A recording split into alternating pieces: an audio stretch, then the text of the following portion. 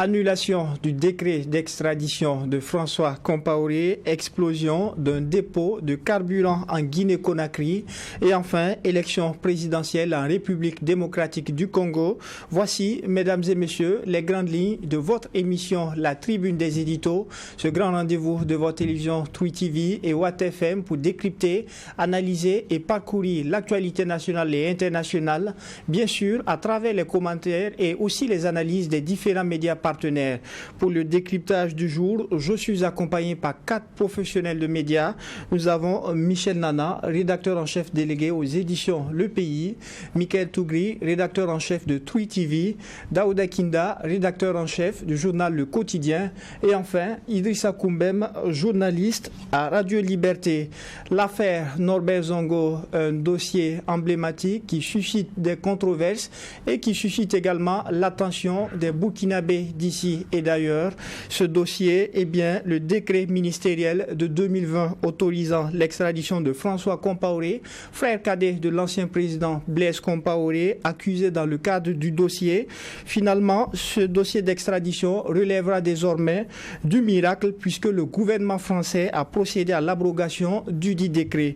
Michel Nana, est-ce que cette abrogation est une suite logique de la décision qui avait été rendue par la Cour européenne des droits de l'homme? Merci. La question même n'est pas à poser parce que les Français ne donnent que la suite de ce que la Cour européenne des droits de l'homme a décidé. Maintenant, je pense que c'est le contexte qui fait débat, qui fait beaucoup jaser. Et bien entendu, il y a le contexte, mais il y a aussi l'impact même sur le dossier Norbert Zongo. Daouda Kinda, quelle est votre lecture par rapport à une telle décision? Non, moi je pense que la France ne pouvait pas passer outre cette décision de la Cour européenne des droits de l'homme qui a demandé à ce que la France puisse réexaminer toutes les garanties diplomatiques qui ont été fournies par le Burkina. Et je pense que ces garanties-là n'ont pas encore, en tout cas les nouvelles autorités n'ont pas donné ces garanties. Si je m'en tiens à une déclaration qui avait été faite, je crois que c'était le communiqué de la CEDH là, qui disait que non, toutes les garanties n'avaient pas été données malgré les différentes relances. Et le ministère de la Justice au Burkina avait réagi. Mais bon, c'est la suite logique. Hein. On ne pouvait s'attendre qu'à ça parce que la France s'en tient juste à ce que le droit dit. Donc le droit a décidé, notamment la Cour européenne des droits de l'homme a demandé à ce que la France puisse reconsidérer sa position. Si toutefois les garanties étaient, comment dirais-je, les assurances étaient données que si François Compaoré revenait au Burkina, il n'y aura pas de procès politique. Bon, vous voyez qu'avec le contexte actuel marqué par une succession de coups d'État, celui du 24 janvier 2022 et le coup d'État aussi du 30 septembre à octobre 2022. Donc tout ça là contribue à ce que la Cour européenne des droits de l'homme dise comment dirais-je, mettre un bémol quoi. Mais bon, avec notre relations politiques et diplomatiques tendues entre la France et le Burkina, c'est vraiment très compliqué que la France puisse décider d'aller contre la décision de la Cour européenne des droits de l'homme. Donc c'est une suite logique, hein, c'est ce que je pense. Est-ce que vous pensez que ces tensions qui peuvent exister actuellement entre Ouagadougou et Paris peuvent avoir un lien, comme vous le dites? Oh, pas forcément. Je pense beaucoup plus que c'est le contexte qui le fait. Le contexte, c'est quoi? C'est le fait que c'est d'abord le coup d'État. C'est d'abord le coup d'État, parce que dans la décision de la Cour européenne des droits de l'homme, ils n'ont pas parlé de contexte politique, diplomatique entre le Burkina et Paris. Ils ont plutôt parlé du contexte politique plutôt, à travers les coups d'État et puis le contexte aussi sécuritaire aussi qui peut jouer. Donc c'est essentiellement ça. Je ne pense pas que la brouille entre Paris et Ouagadougou serait responsable de cette situation-là. Michael Tougri, la commémoration du 25e anniversaire de l'assassinat de Norbert Zongo, c'était il y a tout juste une semaine. On se souvient que des populations étaient dans la rue et avaient même demandé, ils ont même remis une lettre au niveau de l'ambassade de France pour demander à ce qu'il soit extradé. Avec cette décision qui a été prise par l'exécutif français d'abroger ce décret d'extradition qui date de 2020, rappelons-le, est-ce à dire que les chances sont désormais réduites au néant? Oui, sur cette procédure, les chances sont réduites à néant, à moins qu'on relance une nouvelle procédure. Pendant que les gens manifestaient devant l'ambassade de France, c'est à cette même date-là que Paris a signé le décret, puisque ça a été signé le 13 décembre.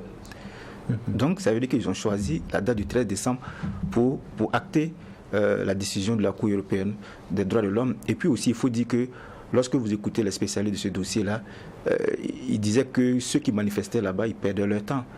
Parce que la Cour européenne a rendu sa décision le 7 septembre. Et le 7 septembre, quand vous écoutez, ils disent que le Burkina Faso avait 3 mois, avait jusqu'au 7 décembre pour réagir.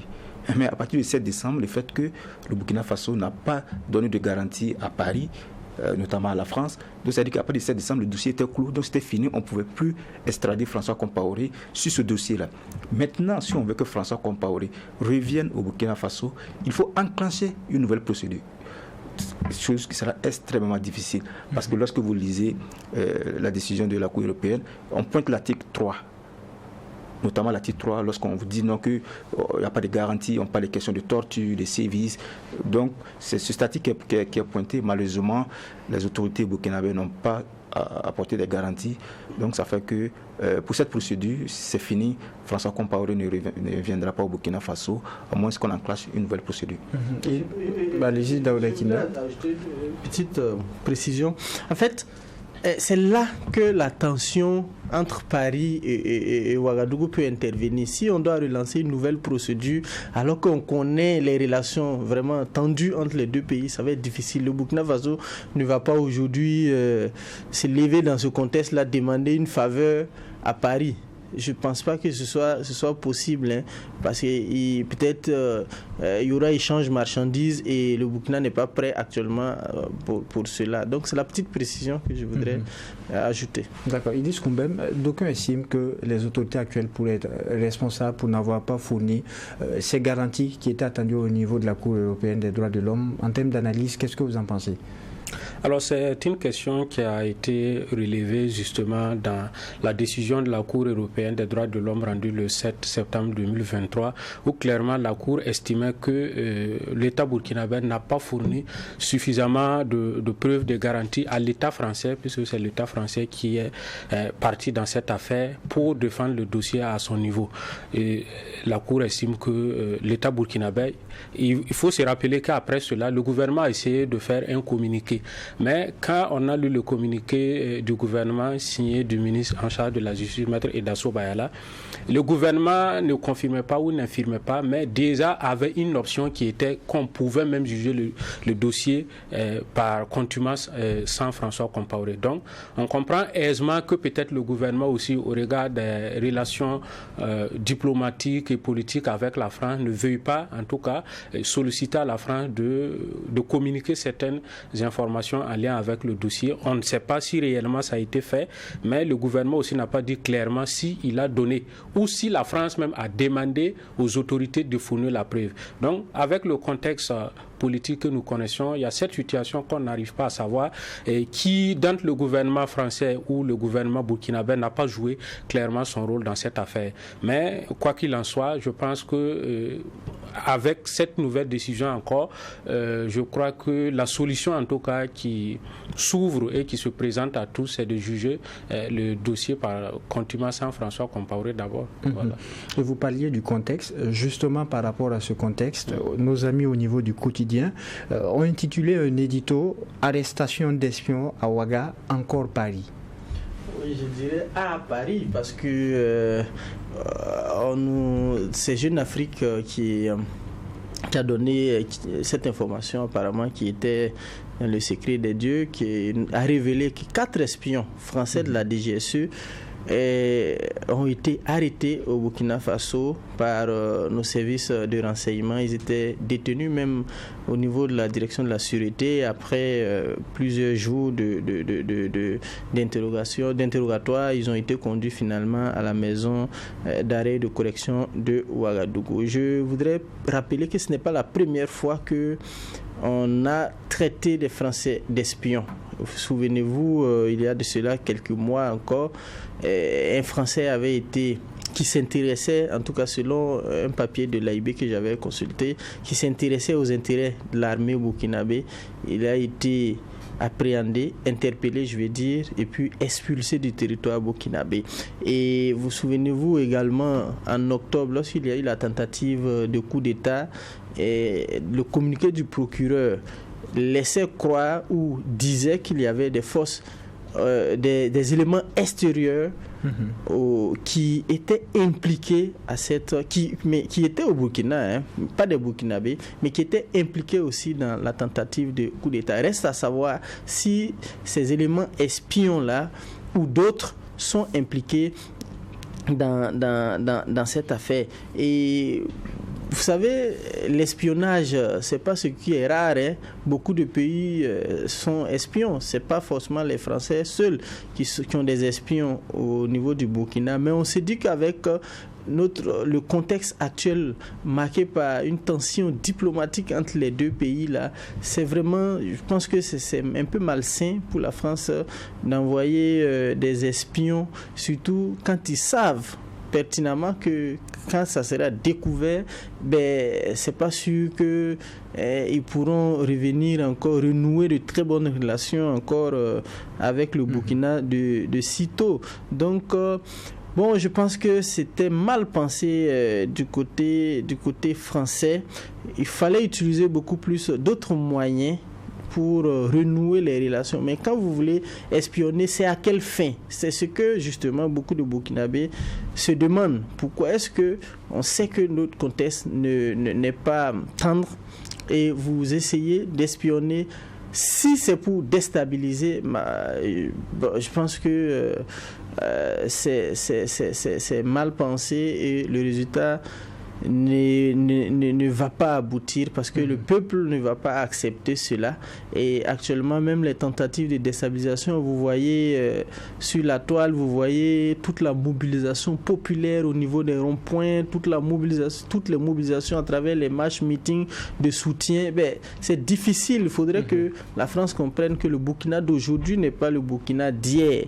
Voilà, on ne peut pas passer par du muta-muta pour atteindre ses objectifs. Donc je pense qu'elle devait repenser sa stratégie au Burkina et espérer avoir de lendemains meilleurs au niveau relationnel entre les deux pays. C'est un édito qui se penche sur la question, mais est-ce qu'il ne faut pas tout de même relativiser quand on sait que jusqu'ici officiellement les autorités burkinabées n'ont pas confirmé une telle information? Justement, c'est pas encore officiel, mais Paris quand même a confirmé Paris a confirmé, et j'ai des sources aussi qui ont confirmé qu'il y a des Français qui ont été arrêtés. Mais Paris ne dit pas que ce sont des espions. Ils disent que ce sont des experts en informatique qui sont au Burkina pour faire leur travail et que leur présence même sur le territoire burkinabé est connue de leurs collègues burkinabés.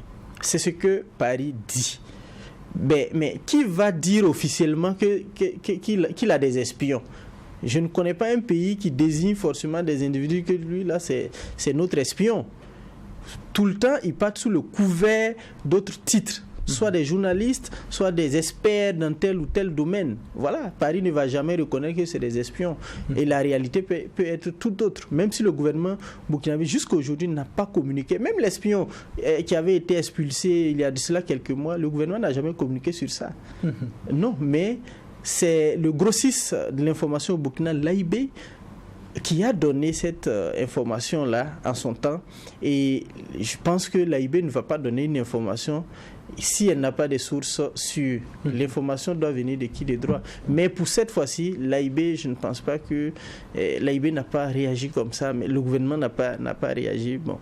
Mais je me dis que quand même, on peut pas, Jeune Afrique ne peut pas donner une information qui erroneuse si déjà la France reconnaît qu'il a des éléments qui ont été arrêtés au Burkina? Bon, je le rappelais tantôt, c'est une information qui n'a pas du tout été confirmée officiellement par nos autorités ici au Burkina.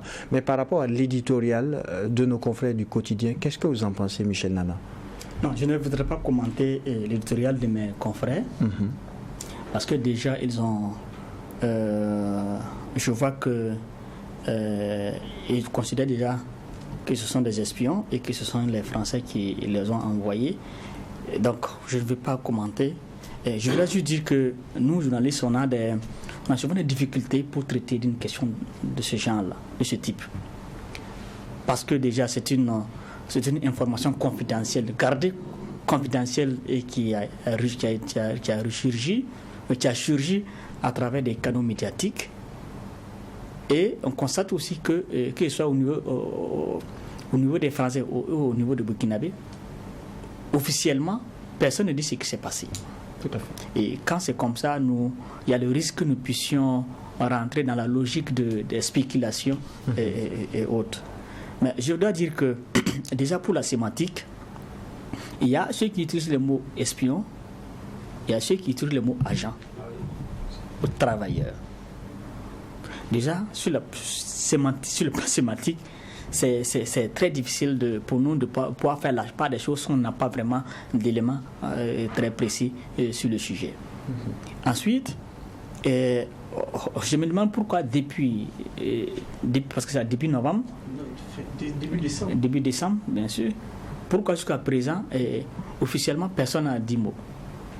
Et quand, surtout du côté burkinabé, parce que déjà, prendre des espions français, c'est un trophée pour nous.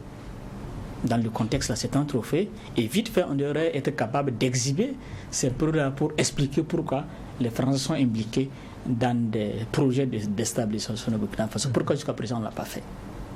Jusqu'à ce que ces éléments dont on parle là se retrouvent à la Mako. Moi, personnellement, je pense que c'est un signe que les relations entre les deux pays, vraiment, ça a dérapé, de tout point de vue, et qu'on ne sait pas jusqu'où on peut aller dans les dérapages là, entre ces deux pays.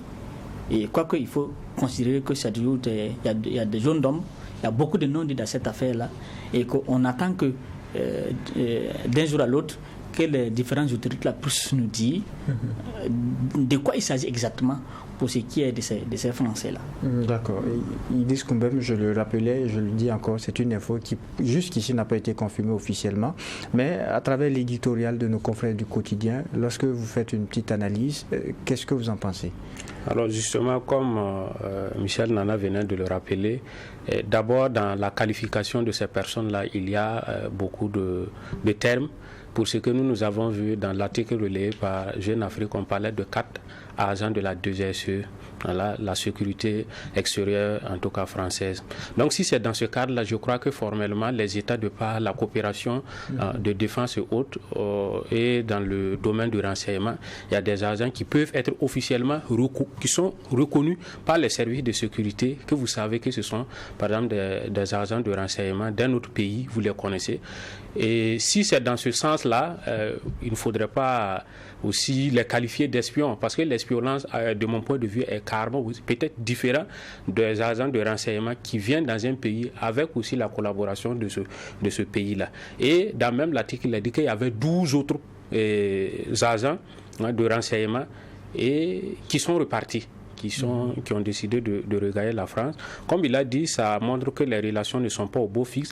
Et si c'était réellement des espions, c'était en tout cas l'obligation pour le gouvernement de communiquer clairement, dire voilà, nous avons pris des espions français. Et clairement, on a vu au Mali quand il y avait des soldats ivoiriens qu'on a dit qu'ils ont introduit en territoire malien de façon en tout cas frauduleuse. Voilà, le gouvernement même a fait une communication de taille sur la question maximisée pour dire que c'est des espions, c'est des mercenaires. Et on a discuté, mais jusque-là, pour cette question, on n'a rien entendu du gouvernement, alors qu'on connaît le contexte actuel. C'est avec les activistes du gouvernement qu'on a compris que ce sont des espions français. Donc, on ne peut pas opiner et puis trouver, en tout cas, analyser profondément la question si on ne sait pas d'abord si ce sont réellement des espions ou ce sont des agents de la sécurité extérieure française qui sont reconnus parfois aussi par nos autorités du pays. Je reviens vers vous, Daouda Kinda, et nous allons passer à un autre sujet. C'est celui du gouvernement Tambela qui a fait l'objet d'un remaniement, un réaménagement pour plus d'efficacité. C'est le titre de votre édito sur la question. En effet, c'est notre... on est revenu sur sur le petit remaniement. Nous on appelait ça un réaménagement technique parce que il y a juste trois ministres qu'on a enlevés, il y a 3 autres qui sont venus. Donc, mais avant d'aller plus loin, je voudrais apporter une précision sur le précédent thème parce qu'il a parlé, Idriss Koumbem a parlé d'accord. Je voudrais rappeler que le Burkina a dénoncé les accords de coopération militaire entre le Burkina et la France. Donc, tout agent français qui se retrouve sur le territoire burkinabé est d'office espion. Il n'y a plus de coopération entre les deux pays sur le plan militaire. Donc, si tu te retrouves, tu es agent, tu te retrouves au Burkina, tu es espion. Parce que, bon, ta présence... n'est pas connu. Donc, sur l'éditorial par rapport au remaniement ministériel, il faudra dire que c'est comme tout régime, arrivé à un certain moment, il faut donner du sang neuf pour permettre au train d'aller de plus belle. Voilà, donc si arrivé à un certain moment, il y a des ministres aussi qui expriment le besoin de partir, ou bien on pense que les résultats ne sont pas peut-être à la hauteur des attentes, on peut aussi faire ce réaménagement-là. Mais comme on l'a relevé dans cet éditorial-là, c'est ce qui est un peu amené beaucoup de Burkinabés à se poser des questions. C'est surtout le départ de la ministre des Affaires, l'ex-ministre des Affaires étrangères maintenant, Olivia Ruamba. Beaucoup se disaient que c'est elle, en fait, dans le gouvernement qui, entre griffes, mouillait beaucoup le maillot. Et aujourd'hui, on décide de l'enlever, de faire passer son second, parce que c'est le ministre délégué qui a été nommé à sa place. On se demande pourquoi est-ce qu'on l'a enlevé. Est-ce pour une promotion? Parce que vous savez qu'il y a l'AES, les instances ou les institutions de l'AES qu'on est en train de mettre en place. Est-ce pour la propulser à ce niveau-là, ou bien parce qu'elle a exprimé le besoin de partir? Peut-être que les jours à venir, on en saura davantage. Mais je pense que le contexte aussi demande à ce que les ministres, l'ensemble des ministres puissent carburer, et le rythme aussi peut faire que certains aussi ne puissent pas tenir. Il y a des personnes âgées aussi, le ministre par exemple de l'éducation, l'ex-ministre de l'éducation Joseph-André Ouedraogo, qui est aussi d'un certain âge aussi, il peut exprimer le besoin de se reposer, profiter paisiblement de sa retraite, parce que la machine tourne à tout régime. C'est vraiment très difficile aussi pour certains. Donc, comme on l'a dit, c'est un réaménagement technique qui va permettre à ce que le gouvernement puisse aller puisse atteindre ses objectifs. Si c'est cela, en tout cas, on ne peut que souhaiter que ces différents ministres-là puissent carburer à leur niveau pour que les objectifs, les résultats qui se sont fixés à atteindre là, qu'ils puissent les obtenir. Michael Tougri, en termes d'appréciation sur au niveau de ce changement, ce remaniement ministériel, qu'est-ce que vous pensez des 6 changements majeurs qui sont intervenus? Souvent, moi, j'essaie de lire un peu sur la toile. Je vois des gens demander des explications, pourquoi on a changé tel ministre, pourquoi on a maintenu tel ministre. Mais souvent, moi, je réponds à certaines personnes. Lorsque le président formait son gouvernement, est-ce qu'il a consulté quelqu'un? C'est des prérogatives du président de changer qui il veut, quand il veut, où il veut. Donc, le départ d'Olivia Ruamba, moi, je ne sais pas pourquoi les gens se plaignent, pourquoi on l'a enlevé. On demande des explications au gouvernement. Il n'y a pas d'explication. Le président a estimé à un moment donné qu'il faut la changer. Il a changé. Après, le président trouvera un endroit où il faut la mettre. Peut-être même quand ça va arriver, s'il faut changer le Premier ministre. Le président, il va le faire. Donc, quand je vois les gens demander pourquoi on a changé, on demande des explications. Quelle explication les gens veulent qu'on donne? Il n'y a pas d'explication. C'est la dynamique du gouvernement. Donc, comme l'autre l'a dit, il faut du sang neuf, il faut une nouvelle vision, il faut d'autres choses. Donc, c'est pour cela que moi, je dis que c'est normal, c'est la dynamique du gouvernement, comme ça, de changer les ministres. Après, peut-être qu'elle pourra occuper d'autres fonctions, et puis les choses iront bien. De manière globale, votre appréciation sur les autres changements qui sont intervenus? Moi, ce que je vois, c'est le ministre d'État, notre ministre de la Communication, Jean-Emmanuel, parce que pour lui, il a adopté une posture où il faut qu'il rende directement compte au chef de l'État, parce qu'il est dans une posture de souveraineté, de nationalisme. Donc, lorsque vous regardez, s'il ne se rapproche pas du président, et qu'à chaque fois qu'il faut qu'il parte vers le Premier ministre, voir ce que le Premier ministre va lui dire, souvent, ce n'est pas sûr qu'il risque de se comprendre. Mais je pense que directement, il rendra compte au chef de l'État. C'est vrai que le Premier ministre reste son patron, mais bon, il n'aura pas d'obligation à chaque fois de partir voir le Premier ministre. Il pourra aller rendre directement compte au président de la transition, le capitaine Ibrahim Traoré. Moi, je pense que c'est une promotion pour lui. Et puis bon, c'est la dynamique ainsi. Alors, Michel Nada, Michael Tougri estime qu'il n'y a pas de compte à rendre en lien avec ces différents changements, mais la réalité est que également l'étonnement au niveau des populations, ça a été par rapport aux changements intervenus au sein du ministère en charge des Affaires étrangères. Je ne sais pas pourquoi les gens sont étonnés. Je suis d'accord avec Michael. C'était prévisible. Moi, je ne veux pas dire que c'est prévisible.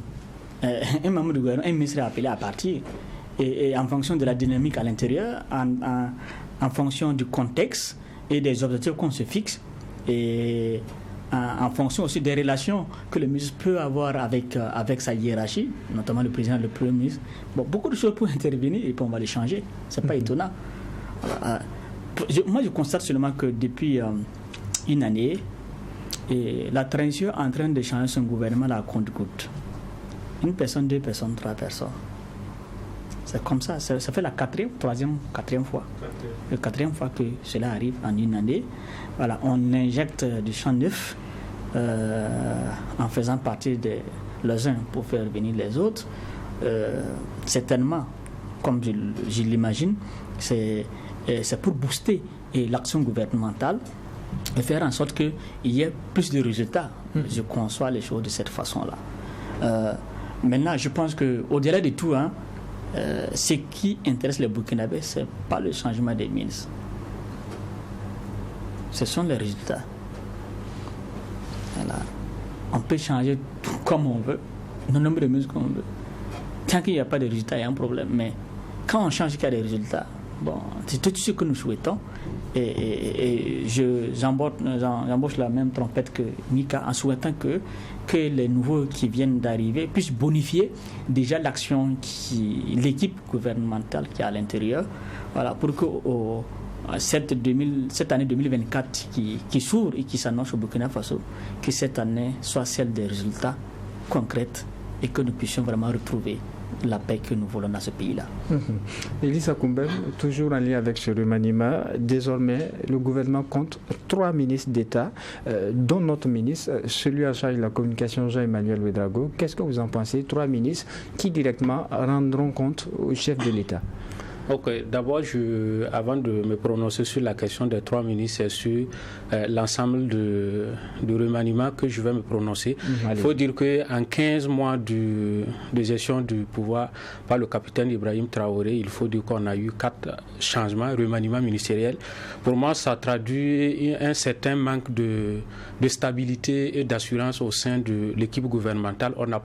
C'est dire qu'il n'a pas encore trouvé l'équipe type pour conduire sa vision, pour mettre en œuvre sa vision sur le terrain. Parce que pour moi, 15 mois... C'est quoi l'équipe type pour vous? Voilà, l'équipe type, c'est quand vous formez une équipe, au moins, chacun peut assurer au moins 2 ans, 3 ans dans un poste pour conduire. Maintenant, quand on prend des gens... gouvernement de transition. Oui, même un gouvernement de transition, mais les gens ne sont pas aussi dans cette perspective de... C'est pas sûr que la transition va finir d'ici là. Voilà. Donc, quand on venait au pouvoir, on avait des gens à qui on faisait confiance et on était sûr que ces personnes-là d'avance peuvent en tout cas mettre en œuvre la politique. Mais quand vous regardez, on a comme l'impression qu'on a pris des gens, après on se dit, bon, est-ce qu'il n'y a pas un problème, il faut l'enlever, il faut changer pour voir si ce que ça va donner. Et quand on connaît la désorganisation et la déstructuration que les changements à la tête des départements ministériels peuvent créer, c'est difficile. Vous allez voir que quand on nomme un ministre, bon, son staff restreint, quand il part, quand l'autre arrive, c'est difficile de garder ces personnes-là. Directeurs de cabinet, autres, les chargés de mission, il faut les renvoyer, nommer d'autres personnes qui vont revenir prendre les dossiers en cours. Moi, je crois que ça crée de la lenteur dans la conduite des affaires. Maintenant, pour ce qui est des ministres d'État également, moi, je trouve que, on peut s'asseoir ici, opiner, mais ça ne va pas changer quelque chose au niveau du gouvernement. Mais moi, je trouve que c'est un peu trop. On a vu des gouvernements de 30 et quelques ministres avec 2 ou un seul ministre d'État. Et dans le contexte actuel où on parle aussi de la réduction du train de vie de l'État, vous savez que les ministres d'État ont des rémunérations un peu plus élevées quand on te nomme ministre d'État, plus que le ministre simple. Donc, bon, je ne vois pas l'intérêt aujourd'hui d'augmenter le nombre des ministres d'État. Mais si tant est que c'est pour mieux coordonner les actions du gouvernement pour plus de résultats sur le terrain, il n'y a pas de problème, on les attendra au pied du mur.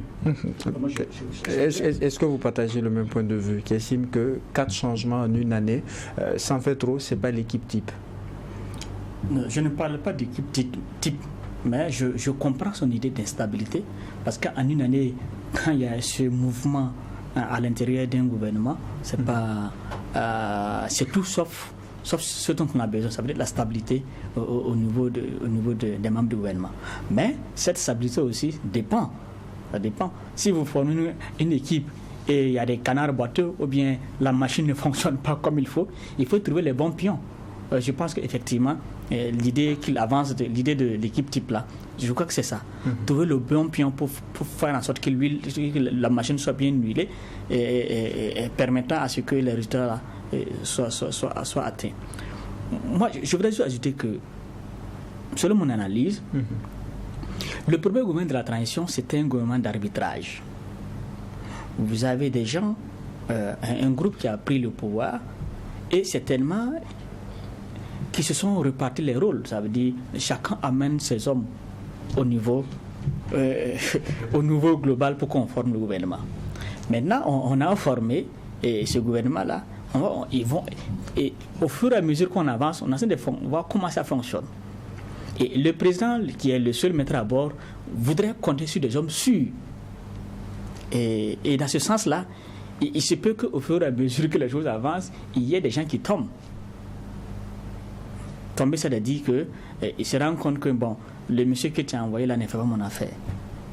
Donc, j'ai l'impression que le président, au fur et à mesure, a travaillé à avoir une même mise sur son équipe gouvernementale.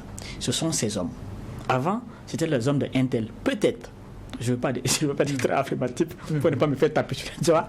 Mais au départ, bon, tout le monde est au courant, on indexe que telle personne est venue parce qu'il y a telle personne qui l'a recommandé, ainsi de suite, ainsi de suite. Mais je pense que le président actuellement veut maîtriser son équipe gouvernementale, veut avoir ses soldats à lui seul. Et je plains peut-être maintenant, je ne suis pas sûr que ce soit le Premier ministre actuellement qui décide de qui peut être ministre. Je ne suis pas sûr. Je ne suis pas sûr parce que le seul maître à bord actuellement, c'est le président et celui qui choisit ses hommes. Et actuellement, le Premier ministre est obligé d'accepter les choix du président. Et je pense que les changements là vont dans ce sens. Je ne suis pas affirmatif. C'est ce que je pense. On dit sur proposition du Premier ministre. Enfin, voilà. C'est de la garde diplomatique. Michael Touré, votre avis par rapport à ce qu'a dit Idrissa Koumbem, qui estime que 4 changements en l'espace d'une année, c'est de l'instabilité? Oui, on peut voir ça comme ça. Mais lorsque vous prenez peut-être ces derniers changements, lorsque vous prenez au ministère de l'Éducation, c'est un ministère où il y a eu beaucoup de grogne. Il y a eu beaucoup de sit-ins au ministère de l'Éducation, notamment le syndicat de la vie scolaire. Ils ont manifesté jusqu'à aujourd'hui, leur problème n'est pas réglé. Voilà, moi j'ai discuté avec un de leurs qui a dit qu'on avait donné 2 semaines pour régler leur problème. Jusqu'à aujourd'hui, le ministre est parti, c'est pas réglé. Lorsque vous partez au ministère des Mines, celui qu'on a envoyé là-bas, c'est un financier. Si je ne me trompe pas, le nouveau ministre qui est là. Donc lorsque vous regardez un peu la trajectoire du président, il veut de l'argent. C'est de l'argent qu'il veut pour mener la guerre. Aujourd'hui, on a mis en place la société des raffineries, on est en train d'organiser un peu les orpailleurs. Donc vous voyez, parce que tout ça c'est déjà fait par l'ancien. Aujourd'hui, comment on traduit cela concrètement en ressources financières pour renflouer les caisses de l'État et pour mener la lutte. Alors que je ne suis pas sûr que celui qu'on a enlevé, c'est un financier. Ce n'est pas sûr qu'il maîtrise les questions des finances. Mais je pense qu'avec celui qui est là, au niveau du ministère des Mines, ça dit concrètement ce qu'on attend de lui. Un financier, c'est l'argent qu'on veut. Donc il va devoir trouver les niches, même avec les mines qui ont fermé, les sociétés minières qui ne sont pas en règle vis-à-vis de l'État. Vous allez voir que tout ça, même au niveau des carrières, tout, il va falloir mettre de l'ordre dans ce secteur d'activité. On termine sur le sujet. Dernière réaction, allez-y. En fait, mon idée, c'était quoi? Pour moi, quand on vient pour une transition, et comme le président l'a dit, tout est urgent là, il devrait avoir une équipe type même en venant avant de former le premier gouvernement. De sorte que ces hommes qu'il a pris dès le départ, là, c'est des hommes de confiance qui peuvent mettre sa politique. Et il sait qu'en cours de route, il n'aura pas à changer d'autres personnes pour, en tout cas, compliquer un peu la tâche. Donc, ça veut dire que si, à l'étape actuelle, on place quelqu'un où on se rend 6 mois, 8 mois ou bien 10 mois qu'il n'est pas efficace, on a fait un mauvais casting au départ. Et nous ouvrons à présent une page internationale pour un autre sujet. Un deuil national de 3 jours a été décrété en Guinée-Conakry. Au total, 18 personnes ont perdu la vie, dont plus de 200 personnes ont été blessées dans l'explosion du principal dépôt du carburant du pays. Un drame qui interroge. C'est d'ailleurs le titre de l'éditorial de nos confrères des éditions Le Pays. Tout à fait. Dans la nuit du 17 au 18 décembre, une explosion s'est produite dans un dépôt de carburant à Conakry. Depuis lors, beaucoup de questions se posent. Tout le monde veut savoir ce qui s'est passé. Et nous, au moment où nous écrivions l'éditorial, nous n'avons pas ces éléments-là, mais on se dit que plusieurs hypothèses peuvent être avancées. Ça peut être un acte délibéré ou bien un accident comme on peut le voir ailleurs. Pour ce qui est des actes délibérés, on estime que tel que le contexte est en Guinée, tout est possible. Déjà, nous sommes revenus sur l'évasion de Pivi, de Claude Pivi, de la prison de Conakry. Nous sommes aussi revenus sur le contexte politique difficile que connaît la Guinée, parce que la transition n'est pas un long fleuve tranquille. Donc, il pourrait y avoir des gens qui n'aimeraient pas voir la tête de Doumbouya et qui souhaiteraient, par exemple, saboter son action en causant des actes de ce type-là. Mais nous estimons aussi que ça peut être un accident, comme on le voit d'ailleurs. On a cité le cas de Beyrouth, le cas de Beyrouth au Liban. Il y a eu une explosion aussi. Et même dans nos pays, il y a eu des explosions au Burkina Faso. Ce sont des choses accidentelles. Mais quoi qu'on dise, quand même, nous n'avons pas jusqu'à présent la réponse sur les origines de cette tragédie. Maintenant, je pense que l'information a évolué parce qu'aujourd'hui, en écoutant le pouvoir guinéen, les informations venant de la Guinée, il y a une information judiciaire qui a été ouverte. Et il s'agit d'une enquête contre X, voilà, pour d'exécution volontaire. Ça veut dire homicide aussi. Ça veut dire que déjà, si on regarde bien la trajectoire, c'est que le gouvernement guinéen évolue déjà vers l'aspect selon lequel ce sont des individus qui ont posé cet acte-là et qu'ils seraient à la recherche de ces individus. Alors, au niveau des éditions Le Pays, on estime que c'est un drame qui interroge, et pendant ce temps, chez nos confrères du quotidien, on estime qu'il s'agit là d'une catastrophe qui interpelle. Oui, une catastrophe qui interpelle, mais surtout qui interroge, comme mes confrères du pays, parce qu'on ne peut pas comprendre qu'un dépôt d'hydrocarbures, c'est ça, un dépôt d'hydrocarbures, voilà, un dépôt de carburant puisse de cette nature-là, puisque il semble que c'est le plus grand dépôt, se trouve dans un quartier qui est fréquenté le quartier des affaires et administratif de Conakry.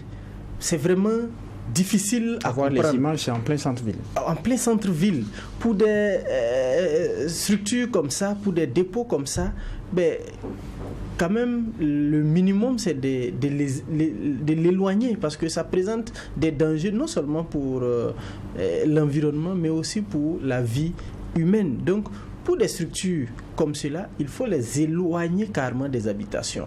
On a vu au Burkina ici, pour nous, c'est carrément à Bingo, c'est quand même éloigné de Ouagadougou. Donc, quand un drame survient, parce qu'on ne peut pas prévenir qu'un drame puisse survenir, mais quand ça vient, au moins, ça permet de limiter les dégâts. Voilà. Et c'est pourquoi nous interpellons en même temps que le Burkina aussi doit prendre des dispositions pour éviter que ce genre de situation-là puisse arriver. On sait qu'il y a déjà eu des explosions, mais c'est des petits dépôts de carburant à Ouaga et à Bobo, dans d'autres localités, à Puitenga.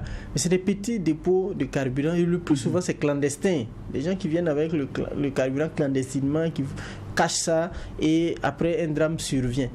Mais pour un dépôt de cette nature-là, quand même, ça interpelle, il faut qu'on puisse anticiper déjà chez nous, faire une évaluation de tout ce qui présente un risque pour l'homme et pour l'environnement. Ce n'est pas forcément le carburant, mais même tout ce qui concerne, comment dirais-je, le gaz, par exemple. S'il y a une explosion de bouteilles de gaz, ma foi, les dégâts pourront être grands. Il y a aussi les produits chimiques. Il y a des produits chimiques aussi qui présentent un grand danger pour l'homme et pour l'environnement. Pour ces produits-là aussi, il faut les éloigner de la ville, surtout le centre-ville. Il faut carrément les mettre dans la périphérie ou carrément à des centaines ou des dizaines de kilomètres en tout cas de la ville. Donc c'est toute la substance de notre éditorial là, ça interpelle mais aussi ça interroge.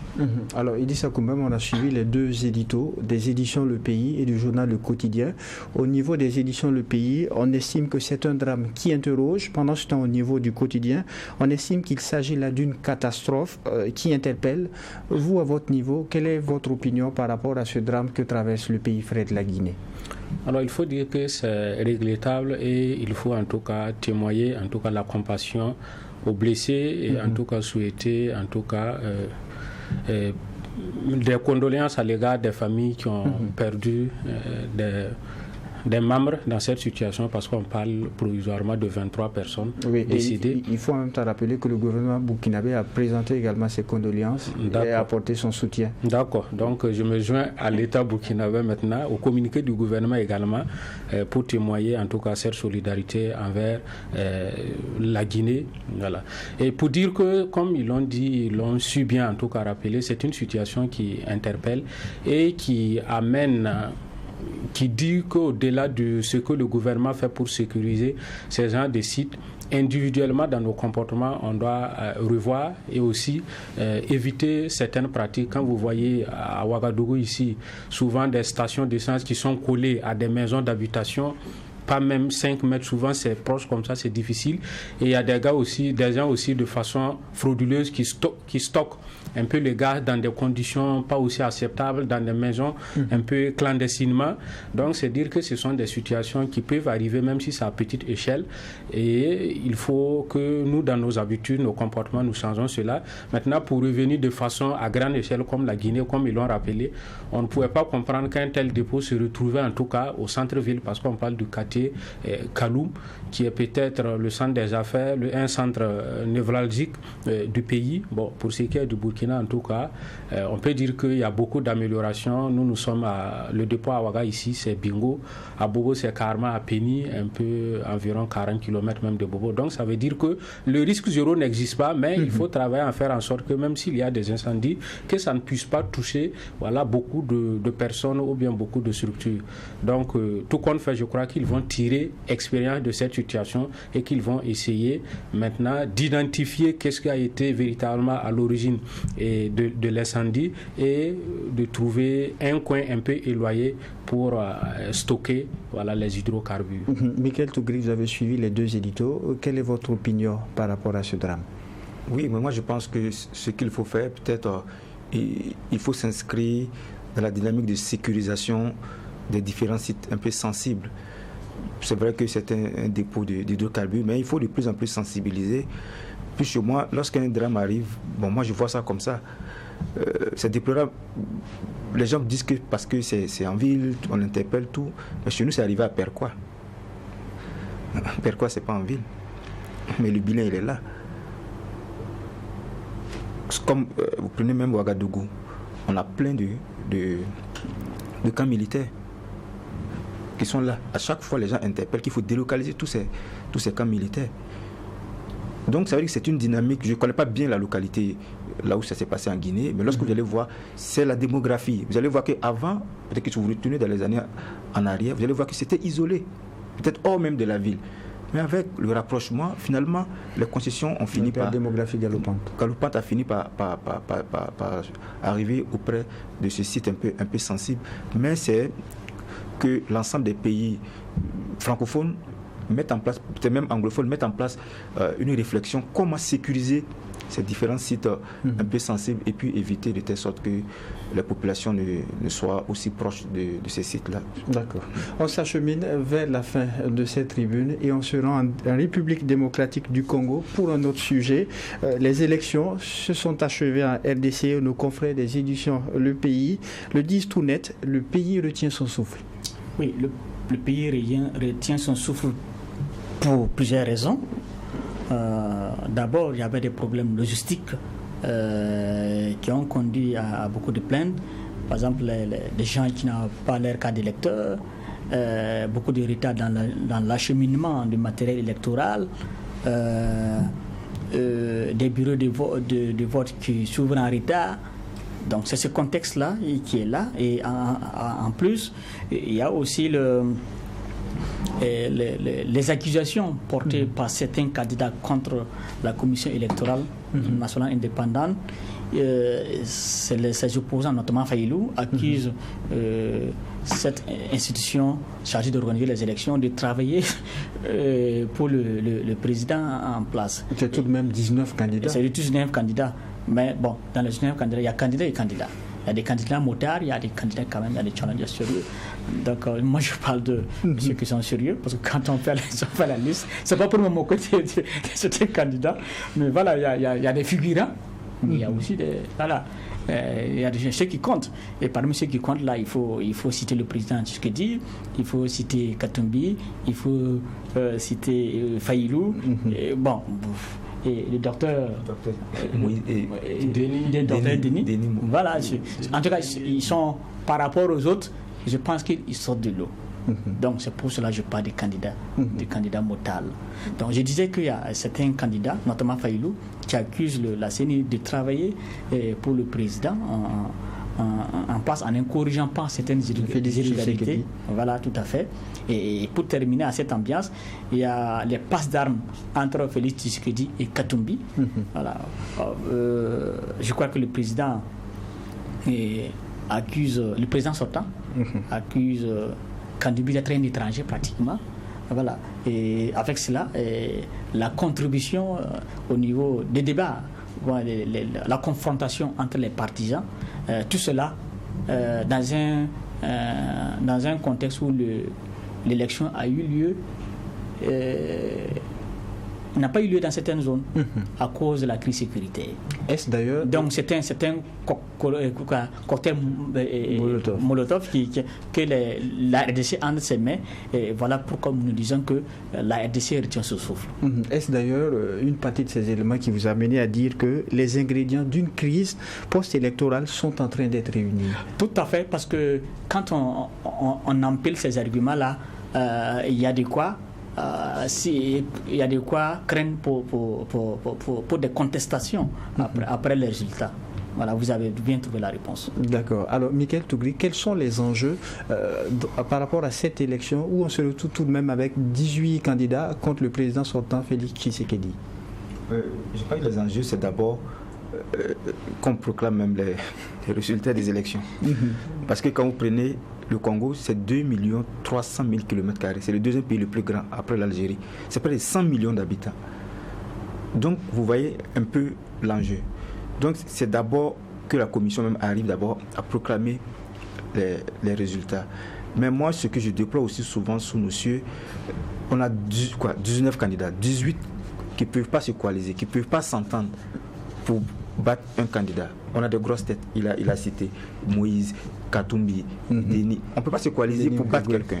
Après, c'est le candidat africain comme ça. On sort, on accuse la commission de tripatouillage, de ceci, de cela, même si au début on a vu que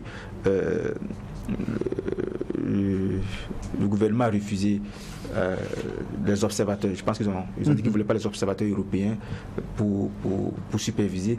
Mais je dis que pour le Congo, c'est le défi d'abord, c'est que les résultats sortent des urnes. Parce qu'on a vu la dernière élection avec l'élection de Tshisekedi, ça n'a pas été simple. Je pense que même Fayoulou pensait qu'il avait remporté les élections. Après, on a vu tout ce qui s'est passé. Moi, je crains pour le Congo. Et on termine très rapidement. Par rapport au défi, je suis d'accord que l'un des défis, c'est d'abord proclamer le résultat. Mais ils ont déjà réussi, je vous l'ai dit, à organiser ces élections-là. Parce que ce n'est pas évident de tenir des élections au Congo. On se rappelle à la première élection de Tshisekedi, l'élection a été reportée plusieurs fois. Et cette fois-ci, ils ont tenu à ce que cette élection-là ait lieu. Je crois que c'est un premier défi de relever. La suite, c'est de pouvoir effectivement programmer le résultat et faire en sorte que ces résultats soient acceptés de tous les candidats. Et on termine avec le Tchad au sujet du référendum constitutionnel. Toujours en édito, vous estimez que c'est Déby Fils qui gagne au change? Oui, le 17 décembre dernier, il y avait un référendum constitutionnel au Tchad. Référendum pour lequel le pouvoir et ses partisans et même un de ses opposants, je parle de Suzanne Masra, ont appelé à voter oui. Donc dans notre analyse, nous estimions qu'il n'y a pas d'enjeu. Sinon, s'il y a enjeu, c'est juste le taux de participation et bien sûr le score du oui. Et nous estimons que déjà il faut s'attendre à ce que le oui l'emporte avec avec un score stalinien, comme on le dit, dans les 80-90%. Nous estimons que ce début qui gagne parce que quand on regarde certains éléments qui sont dans cette constitution-là, ça peut lui permettre de rester au pouvoir après la transition. Ça lui ouvre la voie à ce qui se représente après cette transition-là. Et pour arriver, il a bien joué. Il a su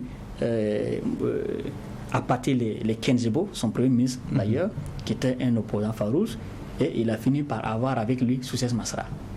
Donc, c'est un terrain de jeu politique dans lequel le président a su passer les pions en bon stratège militaire. Et aujourd'hui, je pense que si la Constitution a adopté, celui qui applaudit. Le reste, ça sera juste se distribuer des strapontins entre politiciens. Soucès Masra d'un côté, et Kenzebo et le président d'un autre côté aussi. C'est juste se distribuer des postes et bien sûr se distribuer de l'argent, et tant pis pour les Tchadiens, parce que dans tous les cas, c'est eux qu'on a utilisé pour pouvoir arriver à ces fins-là. Et c'est tout pour ce numéro de la Tribune des éditos, l'émission qui donne uniquement la parole aux professionnels des médias. Merci à vous qui l'avez suivi, merci aux équipes techniques de réalisation, et on se retrouve, Dieu voulant, le week-end prochain pour un autre numéro, mais d'ici là, portez-vous bien.